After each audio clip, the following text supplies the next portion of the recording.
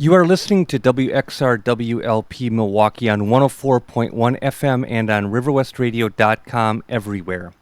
Now you can also listen by telling your smart speaker to play Riverwest Radio. Support for this program comes from Collectivo Coffee, dedicated to keeping Milwaukee's bike riding community rolling with bike pumps available for use in all Collectivo cafes.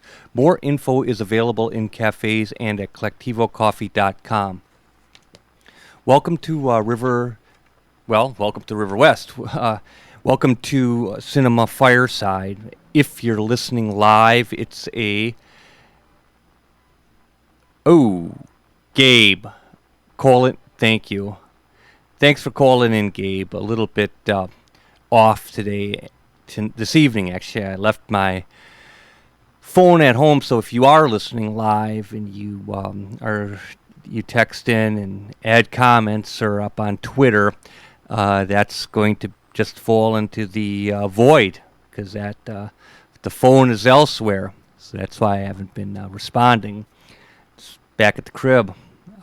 It's just one of those times when there's, we all have things going on in our minds and that. But anyway, so if you're listening live, it's a beautiful evening in Milwaukee. The air is probably a little bit thick with humidity, and I guess for the rest of the week it's going to get down to the 70s.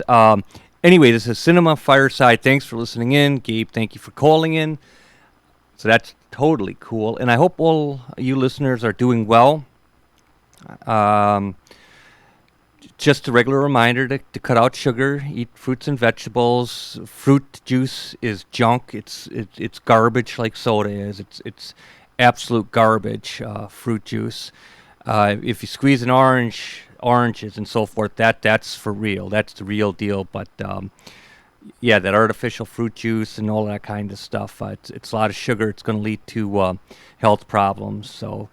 Fruit juice and soda are garbage, absolutely, along with stuff with fully hydrogenated oil and high fructose corn syrup and all of that. Look at the labels, and it's all garbage. And don't be putting that into your body for sure. And also, along those lines, keep your psychology clean, if you so choose, and find your peace. Because the subconscious is taking in everything. It's taking in every voice that you hear. It's taking in every visual element that you see, every oral element that you hear. And it's just being hit with actually millions of things a day. So the things that you have conscious control of, conscious receivership of, operate and move about with a sense of discretion because it's your health, it's your well-being. I was also thinking too how some people go to see films and all that, which is cool on occasion, but it's usually because the people just don't have that much in common. They just don't have really 2 hours of interesting things to discuss face to face or projects to work on. There's a couple cool people. Obviously my colleague and so forth. Hey dude, good to see you. You're a good soul. Mark the musician. That it's enjoyable, so I'm not discounting that. Going to a film with my colleague is the bee's knees, so on and so forth. But if someone comes up to me and says, "Hey, you want to see a film or that?"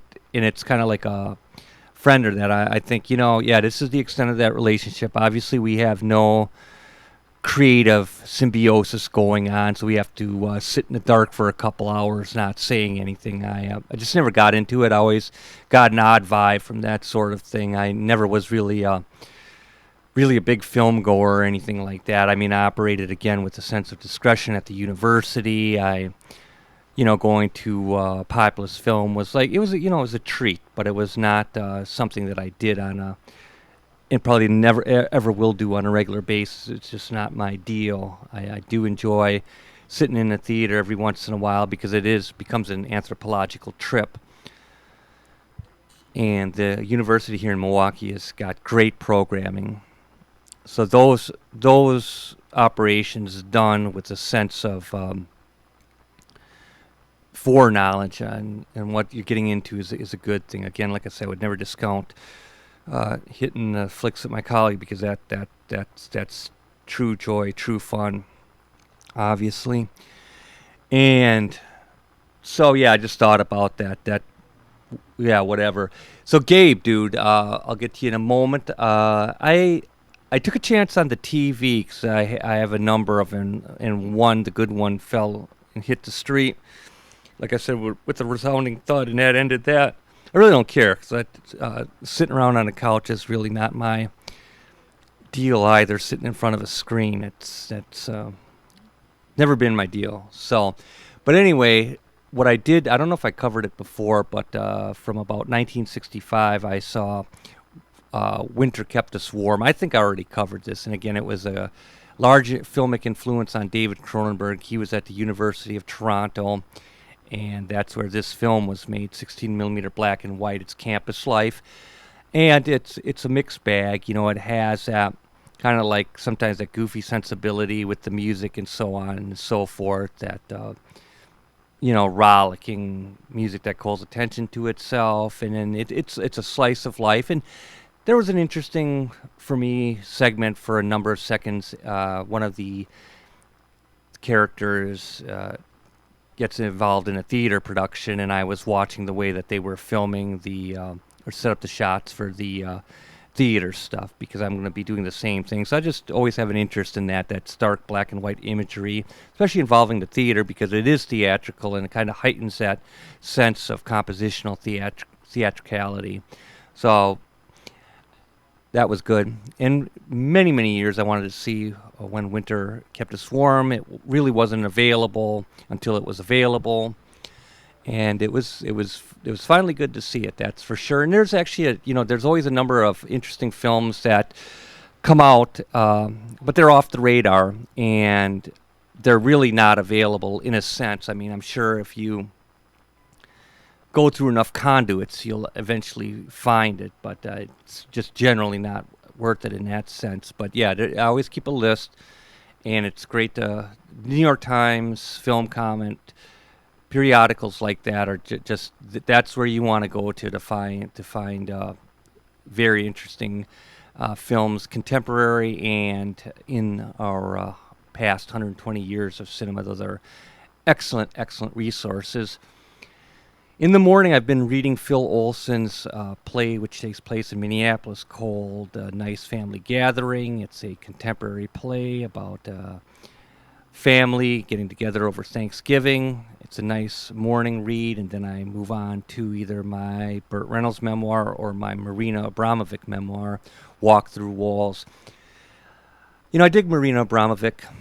Unfortunately, her mom beat the hell out of her. Subsequently, she enacted this malaise of malevolent physicality in her own performances. One does what one is taught, essentially, unless you break the cycle. And that's what she would do in her performance art, is kind of, in a way, reenact and kind of like extradite that out of her. And she has lived a full life, is living a full life. I became more familiar with her professional work in The Artist is Present, the documentary. So what I choose to do instead of idly socialize, which is a utter waste of time, I have mega social integration throughout the day, but to put myself at the mercy of irrelevancy I usually say I got 10 minutes I can afford to BS with you, and then I got to get to work. Sometimes it sounds a little bit stunning to the receiving parties, but that's just the way it is. There's just no interest in that crap. So anyway, I much prefer to read something about someone who's actually doing something on a consistent basis with their life and doing something very interesting. And that's how I choose to spend my time. It was a very, very productive day, as all days are basically. One does not let the day go to waste, for sure. Gabe Van Handel, you have an extraordinary amount of patience. I'm giving you a heads up, my man, that I'm going to put you up on the air. And so again, if somebody's texting me or going on Twitter, the phone is at the crib. so I can't respond to anything. So we'll see what awaits upon the return. Okay, Gabe, my man, you ready? Hey, dude. Oh yeah. Excellent. How you doing? Hey, Mark, I'm exquisite. Thank you. Cool. Yeah, things just keep going. Yeah, it was an interesting week for films. I got to a slow start this week and wasn't sure exactly how much I was going to get to, but there's a fair amount of mainstream, stuff that came out in the theater this week that I actually within the last 3 weeks that I've wanted to see for varying reasons. All of which I've read good reviews of by notable critics, not like Joel Kellenberg from KC2R over in Kansas's like local ABC station, and he gives it too enthusiastic pinky toes up or something like that. Just a wide array of film critics that Summer sometimes offers that. You get a large slew of documentaries that get released to the public. A lot of times stuff that is premiered earlier at film festivals like True False, Sundance, Cannes, et cetera, et cetera, et cetera.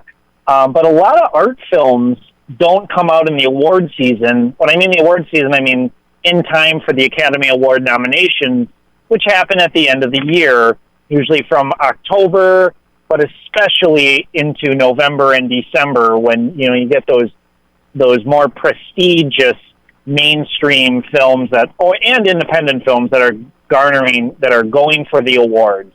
But summer art films are very interesting because they sort of they speak to multiple notions. They're usually more heavily advertised in this sort of populist way, but they usually have a broad appeal. There's something very entertaining and worthwhile, culturally worthwhile about the film as well. The name escapes me, but the movie about the former heads of the Israeli Secret Service was a summer documentary treat that I saw a number of years ago. What was it? Red Army, which is about the Soviet hockey team in the 1980s. That was another summer documentary treat. So, there's usually a slew of these that come out, usually one or two at a time. Won't You Be My Neighbor is currently out. I haven't had time to see it yet, but that's about Fred Rogers and his career as Mr. Rogers on PBS over his career spanning close to 60 years in Mr. Rogers' Neighborhood, the one-of-a-kind TV show which touched the hearts and minds and souls of countless individuals as children and as adults. So that's, one of those summer documentary treats. I will get to that. I will report on it. But I was in line at the movie theater and was really hoping to get in a couple of these mainstream, well-reviewed, but, essentially kids' films, like just these very loud, bombastic visual films. And I'm going to call them visual films. I was thinking about this as I was thinking about the films I've seen in the theater. I went to the theater 3 times in the last 3 days. And I was thinking about these above average action films, or these above action Marvel Studios films, or these above average Disney films, or these movies that are marketed both to adults and to children. I wouldn't necessarily call them action films. I wouldn't necessarily, degrade them as just being merely kids' films, but they're visual films, and they work on different levels. Some of them are actually interesting pieces of storytelling that work through the visual medium to actually create a rather sophisticated web of pacing, rhythm, dynamic, and can actually absorb the viewer in really, really, really powerful and substantial ways. And some of them are really light entertainment. Some of them are really heavy. Some of them are trying to be extremely sophisticated and full of subtext and moral and moralizing and all these layers and layers of subterranean levels of just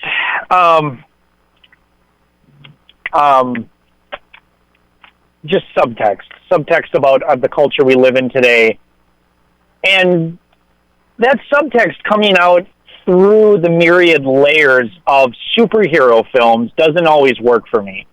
I don't always buy into it. I don't always find it engaging. I don't always...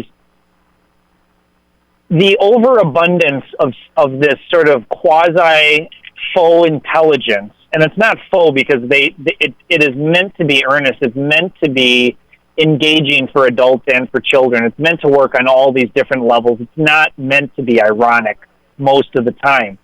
So I find that when it is ironic, when it doesn't take itself too seriously, it's actually more sophisticated. It actually pulls off what it's going for with much more success and much more dexterity because it's trying to achieve less.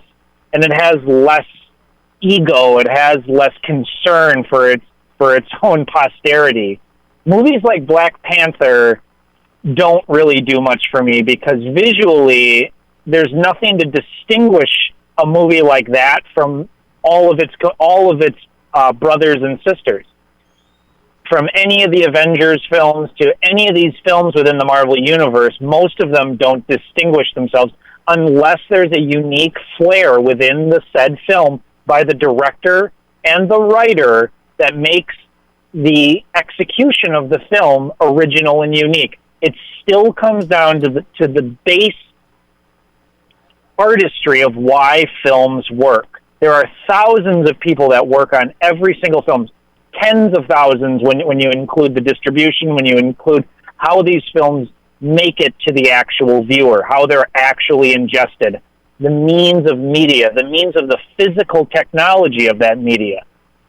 Now, in terms of the storytelling in those works of, in quotation marks, art, there are all these people that want to get a co-producer credit. You know, when you go see a film, and opening credits are now but extinct, but they, and most people don't stay for the end credits, save for Marvel films, because there's always this ladder sequence where there's a sequence that usually has something that's tied into the larger Marvel universe, and that's tied into the other films within this Marvel cinematic universe. That there's all these co-producer credits. There's like executive producer, associate producer, co-producer. Co-producer credit means that you contributed something to the story, to the actual product, and you get a percentage point of that film. The part of the finished product belongs to you because you contributed something that wound up in the script, that the actors participated in, that became part of the final film, that became part of the larger cinematic universe. So you get money. It's all about money with that co-producer credit in those Hollywood films, especially if it's a franchise. So that has nothing to do with artistry. That is just money-making. That is just this franchising. That's like selling Mountain Dew in Pepsi and Mountain Dew. There's nothing interesting about that whatsoever.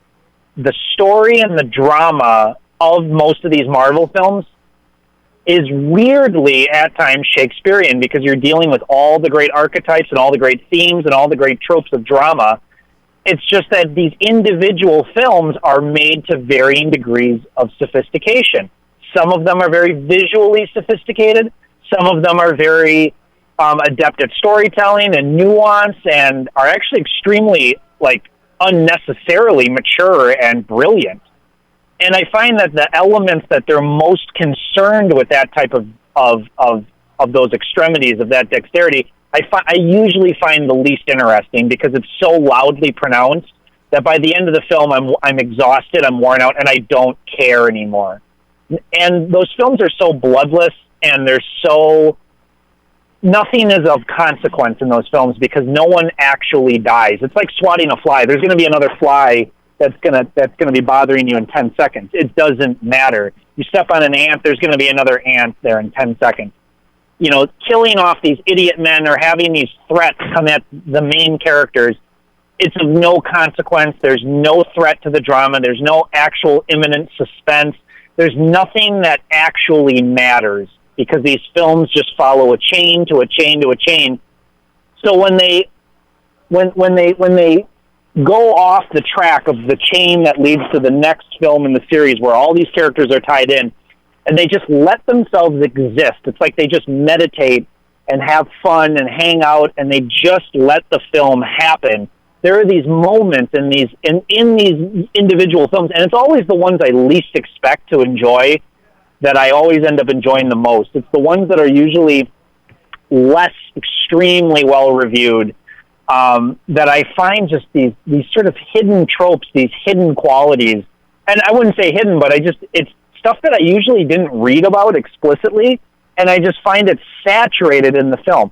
Ant-Man and the Wasp is one of the best Marvel films made. It's worthwhile, and it's fun. It's in the theaters right now, and I couldn't quite put my finger on what made the first Ant-Man film from 2015 such an enjoyable film. I've watched it 3 times, and I'll be clear that I didn't consciously watch it. Like, I didn't put it in and be like, oh, I'm going to watch Ant-Man a second time and a third time.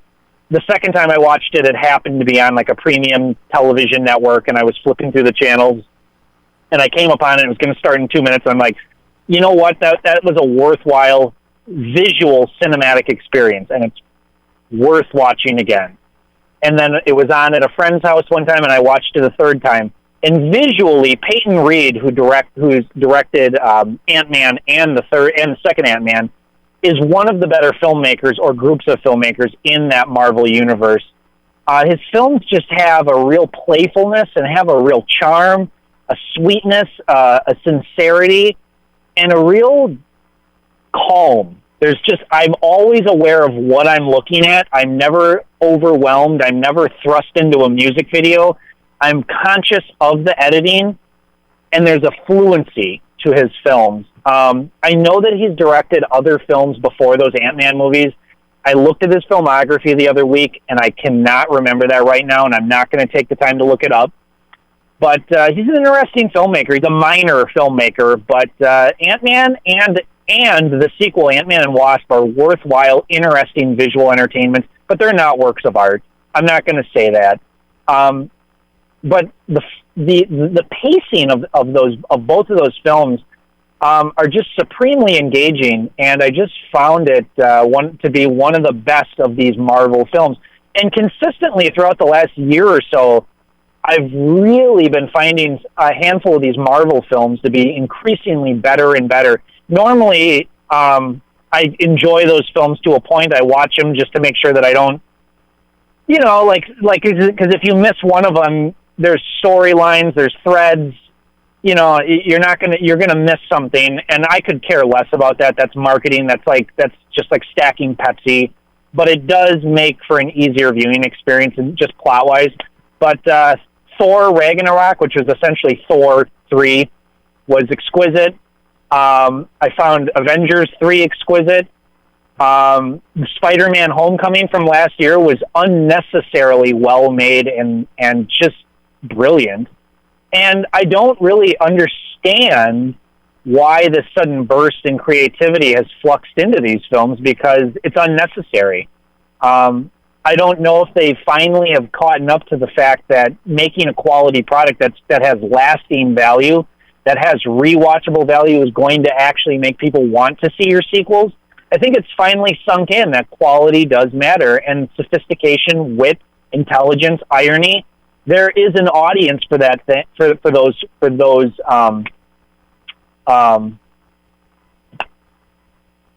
I don't want to say qualities, because they're not always qualities. Deadpool 2 is but any proof of that.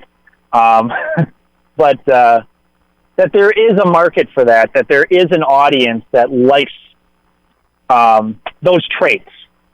And there are comic book and non-comic book fans of the Marvel Cinematic Universe that are in on the jokes, that don't care about the jokes, that get all the references, that don't get any of the references. But it's just nice that these harmless, mainstream films that are meant to make hundreds of millions of dollars occasionally work. and they're worth watching. It's an unexpected surprise. And I'll tell you, like, if these films weren't well reviewed across the board by numerous critics that I revere and I trust and whose writing stands alone as great writers, I wouldn't go see these movies. If I didn't have to watch the Marvel films, I wouldn't. I don't really care about them. They're not deeply embedded parts of my childhood. I didn't read lots of Marvel comic books when I was a child. If I don't watch these films, I'm not going to be losing something. I don't have a deep invested interest. I go see them simply because they're well-reviewed films. That's my only reason Good work, for going. My man. I'll go see anything that gets good marks across the board. So it's always cool to see something unexpectedly interesting that in the least expected place. Nice, Whitney. Gabe. Yeah, Whitney is an interesting documentary. It doesn't do anything new with the material. It's about Whitney Houston, and visually, it's just got a number of montages in it that pull some real interesting punches. I cried a lot. I was deeply emotionally invested in this film. It's powerful. It uses restraint. It uses bombast. It's all over the place. It's just as insane and bombastic as Whitney's career herself. Kevin MacDonald, who's directed this documentary about her, also made Marley from 2012, which is an exceptional music documentary as well. That one comes in at 2.5 hours. This one comes in at just like a little over 2 hours, and it never stays too long. It never wears its welcome out. There's 3 or 4 montages that uses Whitney, like the backdrop of Whitney and visuals and music from Whitney Houston songs and music videos, and intersplices them with news footage of prominent events that were happening in America around that time and around the world. And it shows Whitney Houston's music and her videos as sort of being interwoven into the cultural fabric of a time and a place. And that really is true of many periods when Whitney Houston was the most dominant music figure in the world at numerous points in her career, both during the Bodyguard period in 92 and during the self-titled debut album in 83. Both just huge, huge periods for Whitney Houston and periods for pop music. Very interesting documentary, very well executed, very well edited, and heartbreaking. Doesn't travel anywhere new, doesn't take any strong artistic risks, but it does what you expect it to do, except it goes further. It goes into really dark terrain. Obviously, Whitney Houston's the last third of her life was extremely messed up and extremely hard and dark. But it sensitively looks into what came before that and what led to that. It looks at addiction in this very unsentimental, straightforward way of how addiction happens and how it continues to happen. And it doesn't accuse anyone, but it also doesn't take anyone off the hook either. Someone should have done something. Anyone. Not that it's their responsibility, but she was in a really strange position because she's this larger than life music figure. She's one of the great musical figures of pop music and just ever. And where she ended up and where she wound up is it's just crazy. It's absolutely crazy. But visually, it's a really well executed film. And I was really engaged. I didn't move in my seat once. I didn't think, okay, movie, we can do this, we can move along. Even in films that I really like, there's always sequences where I get bored. So really, really cool stuff there. But not a momentous work of art, but very well done. So super cool. And well, thanks for watching it for us.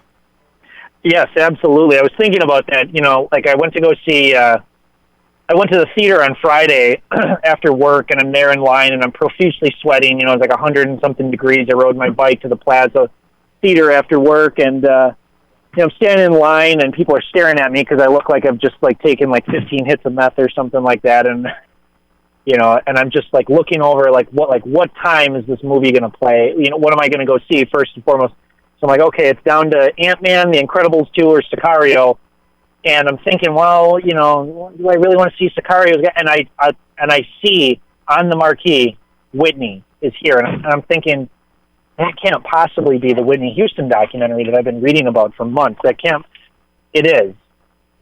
And it took about half a second to make up my mind. I'm going to see that movie.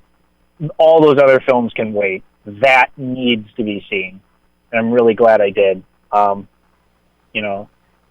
had a conversation with a friend of mine at work the other day who, is describing how well done the film is and how visually interesting and engaging. And, it's about Whitney Houston. And if you find subjects like that interesting, American culture and sort of the apotheosis of like the grand culture of America in the 80s and the 90s, when culture was imploding and exploding on itself. And it's like, how many mushroom clouds of culture can we expand to, and how big and how far and how much money and how much fame and how much wealth, and how big can these concerts get, and how big can these concerts get, and how many things were just getting bigger in a way that they had never been before. Stadium tours, record sales, television audiences, movie audiences, pop culture was just exploding bigger and bigger year by year.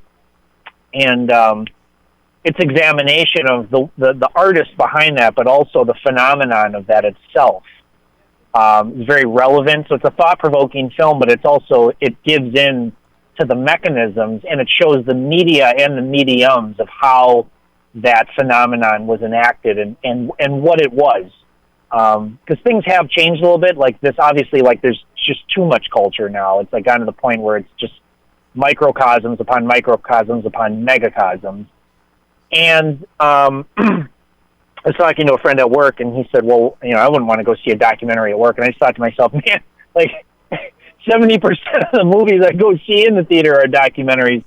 That to me is that is cinema right there. Like going to a film in the theater in that space with the other strangers, like-minded, hopeful cinematic entrepreneurs hoping to see something and watch these dreams, these visions of light come to life, and the unknown prospect of what's going to unfold before you. What kind of story, what kind of visuals, what kind of themes, what dreams are going to unfold.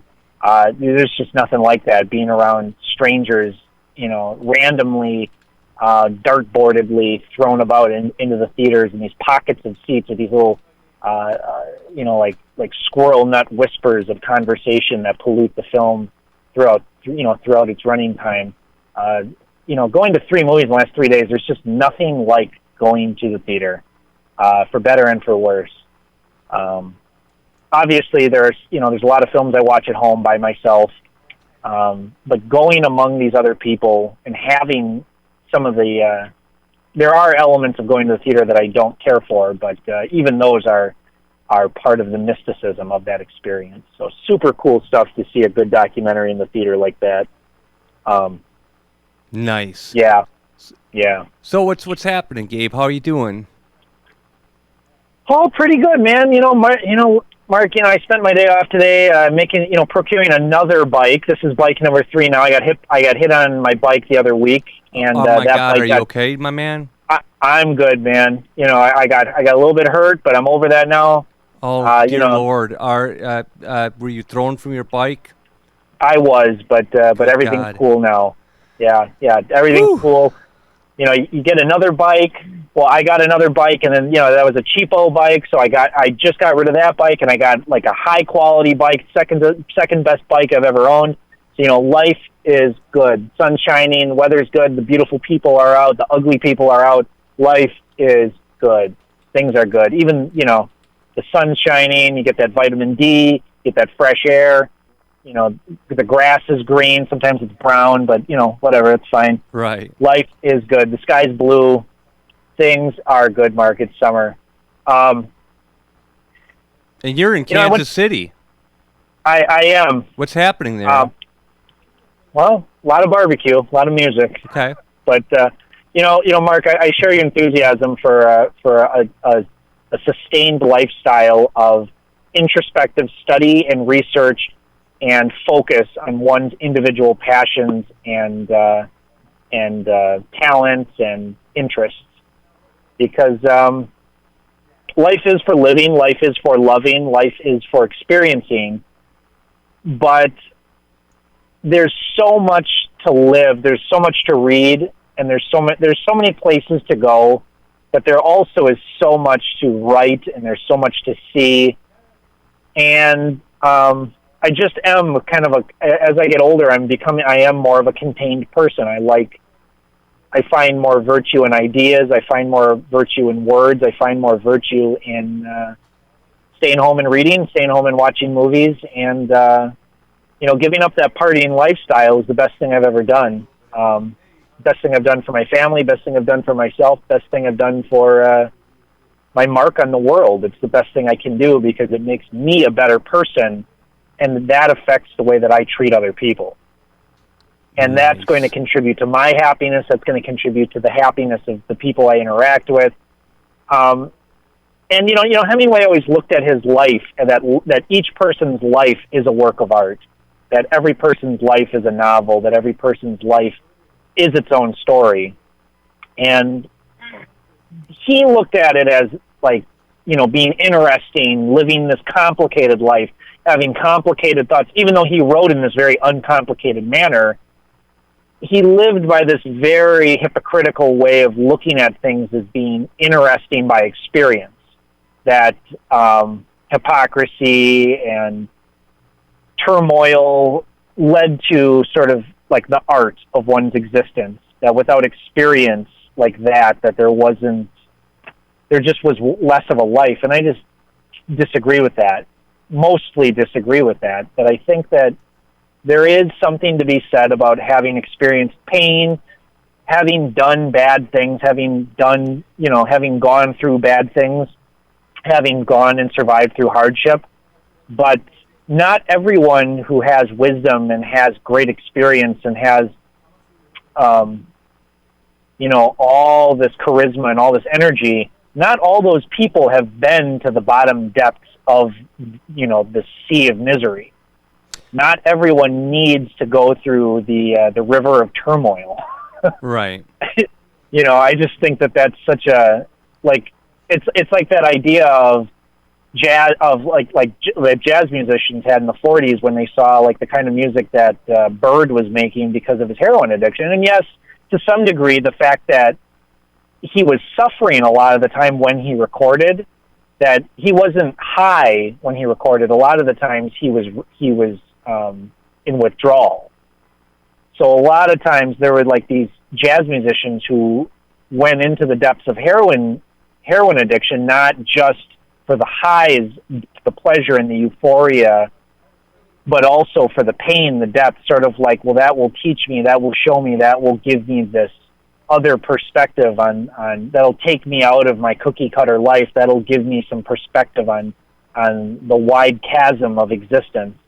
And I just think that is just, there's a lot of people that drink romantically, or they smoke romantically, or they use drugs romantically. And I just, how pedestrian and how adolescent can you possibly be in this day and age when we know what those things do to us? Well, I'm reading The Sun Also Rises by Hemingway, and a writerly acquaintance of mine is reading Hemingway's A Movable Feast. So, yeah, I just finished Steinbeck books, so I moved on to Hemingway. So when you began speaking of Hemingway, that rang that particular bell. Well, Hemingway is one of our great writers. He at times. In Our Time is probably my favorite piece that he ever wrote. And it's one of the lesser known books that he ever published, but it's just exquisite. A Farewell to Arms and For Whom the Bell Tolls and all that stuff is great. Those are very, very worthwhile, very good pieces of literature. In Our Time and Sun Also Rises and what's it called? Streams in the I can't remember. I read it in like a very short period. When did you read it? How old were you? About 10 years. I got into a big Hemingway kick about 12 years ago. Interesting. And I got into a big Harlan Ellison and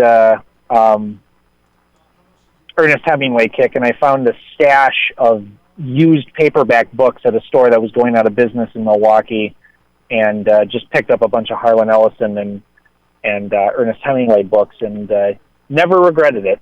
Let me just so, Mark, I also have to report back. Yes, Gabe.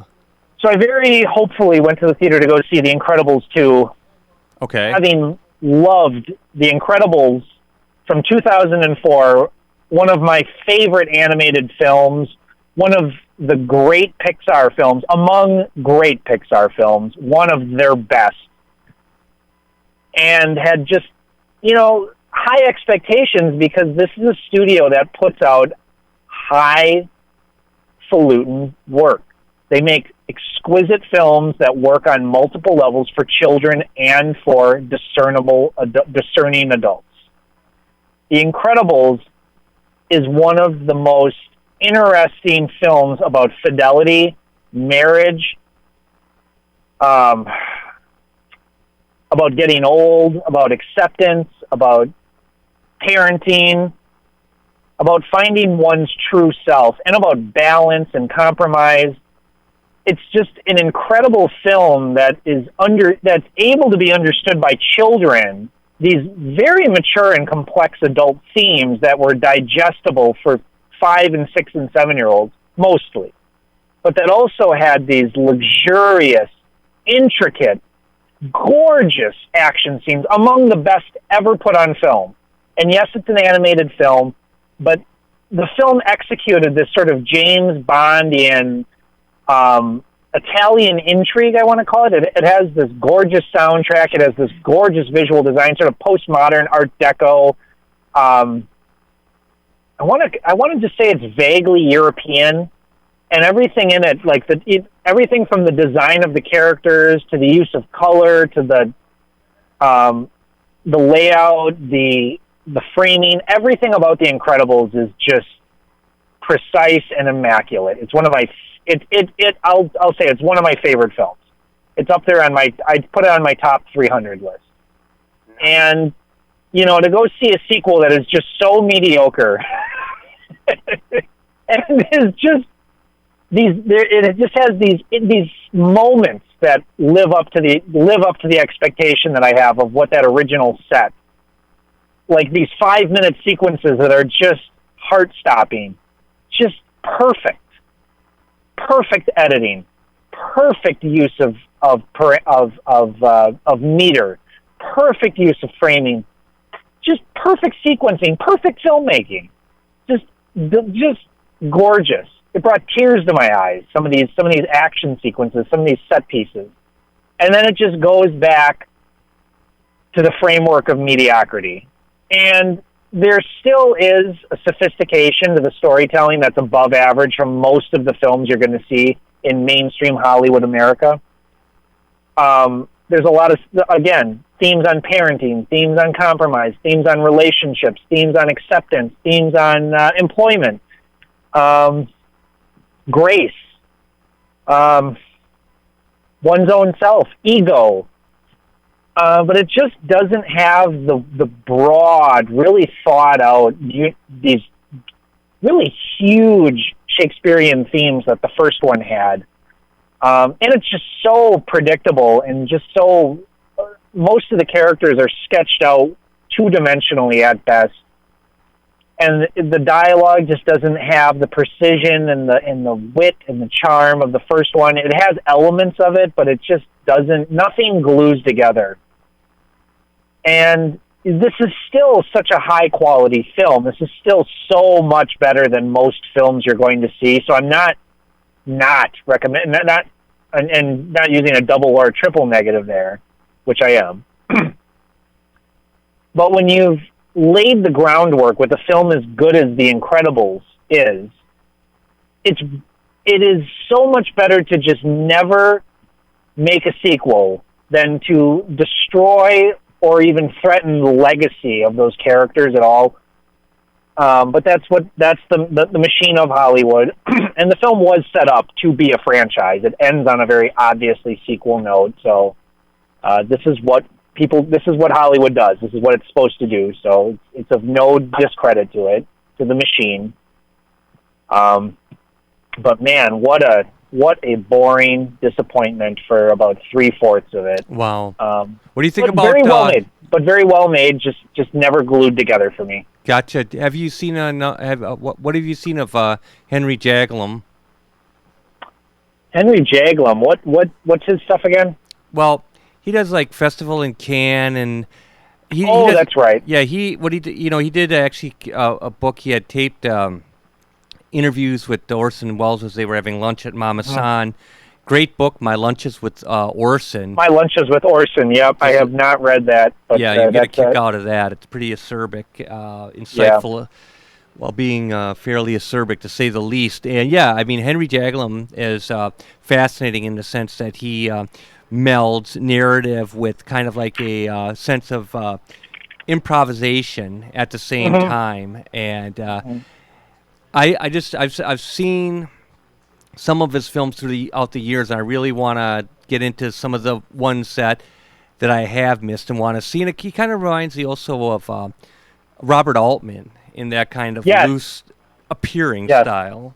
Mm-hmm. Festival in Cannes is a really interesting, almost completely unseen film that was almost like totally ignored and like not distributed and very little talked about. And I think it only played at the Downer for like 2 weeks when it came out. Oh, it actually hit the theater? Yeah, okay, I saw it. I remember seeing a trailer for it back when it came out. I don't know, 2000 something. And I saw a trailer for it in the theater back in the early 2000s, and came back to see it because it just stuck out. It had this sort of docu-realism to it that blurred the line between documentary and fiction. I could tell from the trailer, I'm like, this is my kind of movie. I need to see this. This is something interesting right here. Like a farce on a farce. Mm-hmm. So that's my kind of stuff. And you nailed it, Mark, with that sort of post-Altman-esque type of sensibility, taking it almost like relaxing on it, taking it to those like less Altman extremes, softening the edges. Absolutely, I think that film just has such a weird, wry, uncanny, and unspecific sophistication to it. I've recommended that film to many people over the years, and they've all come back, "What is this movie?" And I'm like, I don't know it, because there's nothing truly bizarre about it. There's just something very consistent and very absorbing that runs through that film that I can't put my hand on it. But it's a very well made film. And for people that are interested in the mechanics of art films, of independent films, and that other echelon of movie making and deal making, and seeing how closely linked Hollywood and the supposed art cinema is, especially in that area of the late 90s and early 2000s, that's a real interesting film. Because it's, like I said, it's almost a farce on that scene, even though it was made within that scene. So it's very interesting to watch it very thinly fictionalize a lot of key players within that movement. It's interesting how that scene has changed too, because you see less prevalence of studios like Sony Pictures Classics and New Line Cinema, and Fine Line Features is actually extinct. Fox Searchlight is very rarely puts out films anymore. Paramount Classics shut its doors. Warner Independent is now done. It's been done for almost a decade now. Focus Features is pretty much done. And up until about 10 years ago, those were full-fledged like indie wings of major studios. Focus Features being the indie wing of Universal Pictures. Basically, it is Universal Pictures. It has a different moniker on it. It's a different type of film that they produce or release. Fine Line Features being the indie wing of New Line Cinema. Fox Searchlight being the indie wing of 20th Century Fox. Paramount Vantage. Before that, Paramount Classics, which actually released Festival in Cannes in the early 2000s, and then they changed their name to Paramount Vantage. Miramax is gone. Polygram folded about 20 years ago. Gramercy, which was the even indier division of Polygram. The glory days of October Films, which was the indie wing of Universal Pictures before it became USA Films, which then branched out into its own subsidiary company, which was a combination of Gramercy and one other company that I think forged together. USA Films was a very short-lived independent operation, which put out great films. There's just less of that stuff going on. Yeah, well, the good thing of it is that we have the present time right now, and because there's always talk of the past and this present day is also going to become the past, so it's good to definitely make the most of it and kind of just be aware of the present a bit more and really see what you can do each and every day. So I think that's helpful too. And I tell you, Gabe, I do want to make some time this week. We'll see if I could see a film or two, but it might be just return to previous things and seek out some. There's so many interesting things out there, like I said, that's what would be exciting. And how that I don't get into watching things. I'm not an observer in life, but how these films actually have a meta presence in your life, how they inform a deeper textured thinking. And so that's why I would I would sit in front of a screen, is to actually have a more of a metaphysical experience for sure.